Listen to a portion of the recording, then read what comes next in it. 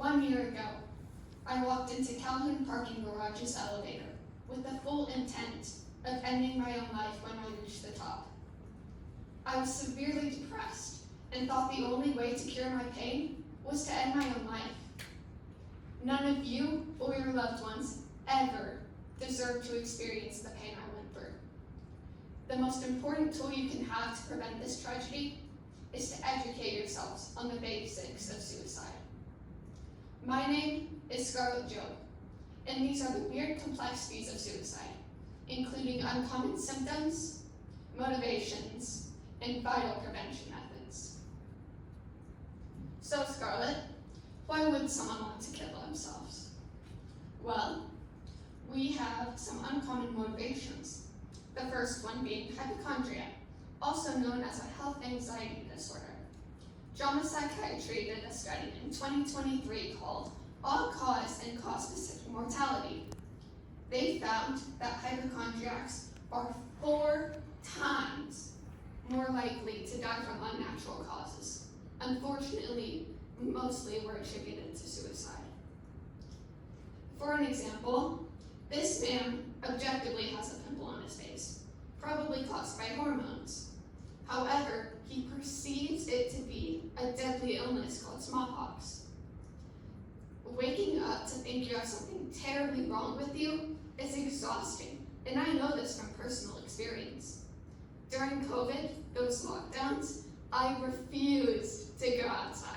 I wouldn't even open my window. That's how scared I was. It just goes to show how irrational this thinking is. Second, existentialism. This is the idea that we're responsible for creating our own meaning in life. Unfortunately, a depressed person may think that they have no meaning, and that all their suffering is worth nothing. Third, chronic pain. This should be self-explanatory. However, the real consequences are widely unknown. Mark Illigan, a professor in psychiatry, said in 2023 in an article called Chronic Pain and Suicide that 50%, 1 in 2 people with chronic pain, have seriously considered suicide.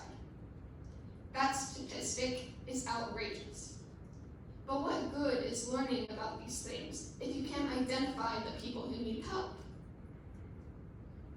Well, we have the commonly known signs that can be used to identify these people. This could be crying in bed, being depressed, or doing drugs. This is really important to acknowledge. However, when it's your only viewpoint, you miss out on the huge scope of people who also need your help. One uncommon sign is self-deprecating humor. I've met dozens of people with this, which is putting yourself down as a joke. Without fail, every single one of them has seriously considered suicide. It's not okay. Next, we are seeking innocent means.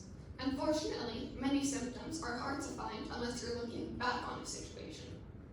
Last year, I was looking up directions to Calhoun parking garage. Maybe I was going to an event, or maybe I was planning my own demise. Our last point is also our most dangerous point, uncharacteristically happy.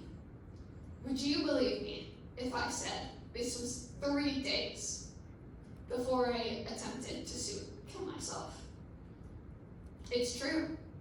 I was with my dad, petting my papaw's dog, with a bright smile on my face. And I genuinely did feel a sense of happiness, because I truly believed that all my pain would be gone, when in reality, that's not true.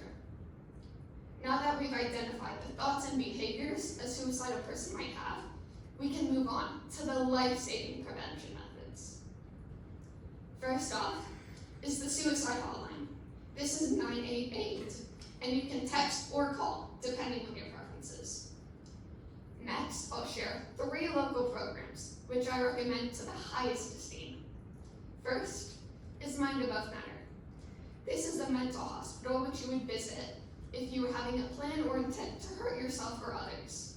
This place kept me safe in my darkest times. Next is Mind Above Matter. They offer a partial hospitalization program, which means you can go ahead and sleep at your own home. They offer individual and group therapy. Individual is great for working out those specific issues like hypochondria, and group therapy is in this sort of situation. It's wonderful for working out your depression.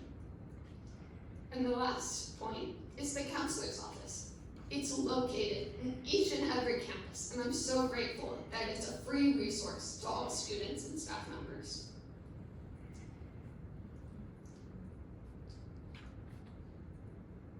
One year ago, I stepped into Calhoun parking garage with the full intent of ending my own life when I reached the top. But I didn't. Because one man stepped in there with me. Out of the kindness of his heart, he asked me a single question. What's wrong? That question is why I'm here today with each and every one of you. As you can see, every one of us has the ability to change someone's life for the better. So the next time you see your friend acting a little down or depressed, don't be afraid to ask. What's wrong? Thank you so much for listening.